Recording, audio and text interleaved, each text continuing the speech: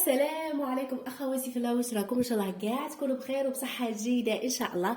الفيديو تاع اليوم يا البنات راه معنا لون فاتح لا كولور كلير ولا اروع، لون تحفه البنات. هذا اللون ما راكيش محتاجه ميلونج ولا محتاجه شحال من صبغه تخلطيهم باه يخرج لك، لا راكي محتاجه علبه واحده فقط. هذه العلبه اللي راح ندوها من صبغه بيبي غوز. هذه الصبغه اللي كنت شاركتكم بها في فيديوهات سابقه. اليوم ان شاء الله هذا اللون وهذا الرقم راح نخرجوا به اللون اللي حكيت لكم عليه. هذا الرقم اللي هو 8.01 8.01 اشقر رمادي طبيعي فاتح، اشقر رمادي طبيعي فاتح. هذا انا نسميه لون سحري، يرجع لنا شعر من حاجه لحاجه اخرى تماما. نحكوا على القاعده اللي تحط عليها هذا اللون للتحصل على لا كولور اللي حكيت لكم عليها.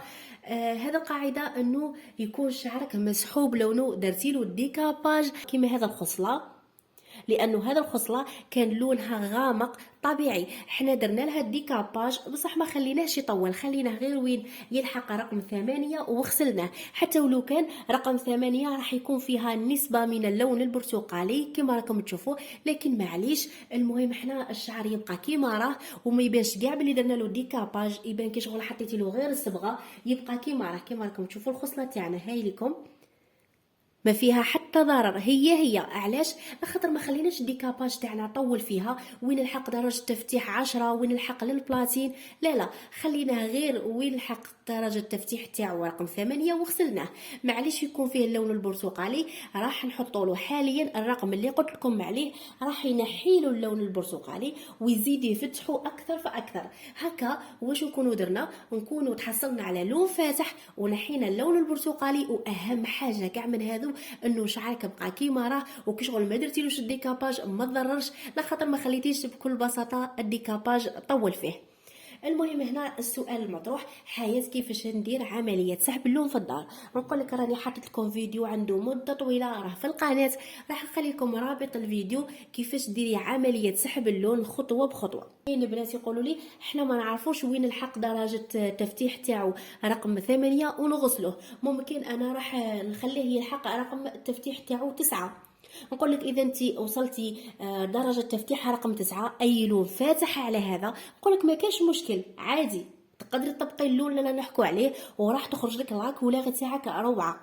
نروحوا للبنات اللي يقولوا لي بالك نغسلوه بكري بزاف، بالك نغسلو كي يكون درجه التفتيح تاعو رقم 7 ويكون فيه الاورانج بنسبه كبيره، تما واش راح ندير؟ نقول لك اكيد ما غاديش نقول لك كي تكملي عاودي له الديكاباج، لا هنا واش ديري؟ راح ما تديش الرقم هذا اللي قلت لك عليه لانه شعرك راه اورانج بزاف، راكي غسلتيه ودرجه تفتيحه رقم 7. اما راتي هنا واش ديري؟ راح ديري اللون اخر، راح ديري رقم اخر اللي راح نقولها لكم فيما بعد. نروحوا حاليا نخلطوا الصبغه تاعنا.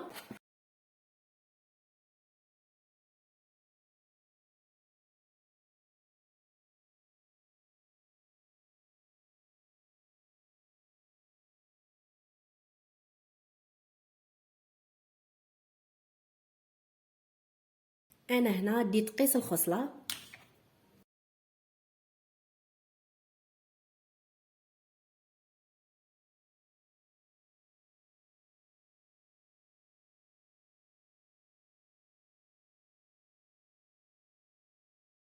ونخلوها تخرج ونرجع لكم.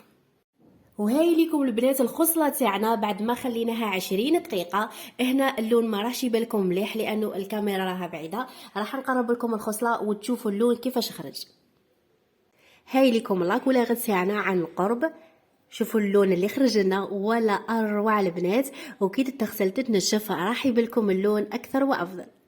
ملاحظه مهمه البنات قبل ما نروح نشوفوا الخصله تاعنا، هنا بالنسبه للبنات اللي كيديروا الديكاباج ما يعرفوش وقتاش يلحق لهم درجه تفتيح رقم 8، من بعد كي يغسلوا شعرهم يلقاو درجه التفتيح اللي تحصلوا عليها هي رقم 7، اي فيه نسبه البرتقالي كبيره. هنا واش يديروا؟ ما يدوش نفس الرقم اللي ديناها احنا اللي هو 8.01، ما يدوش هذا الرقم، لا يروحوا يجيبوا هذا الرقم اللي هو 8.11 أشقر زيتوني فاتح.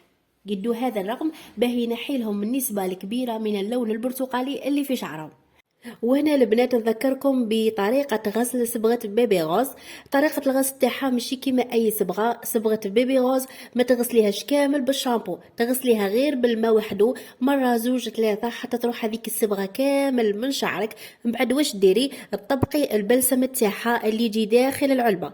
هنا هذا البلسم تستخدميه كيما موالفة تستخدمي البلسم تاعك عادي جدا. من بعد واش ديري؟ تشلي هذا البلسم وتروحي تحطي مثبت اللون. هاي لكم مثبت اللون تاعنا، تحطيه في شعرك لمدة حوالي 10 دقائق. من بعد تغسلي مثبت اللون، ما تخليش في شعرك، اكيد راح تغسليه غير بالماء وحده. ايضا هنا ما تستخدميش الشامبو ابدا. ومثبت اللون هو اخر مرحلة، يعني بعد ما شلتي مثبت اللون هنا خلاص كملتي طريقة غسلك لهذا الصبغة.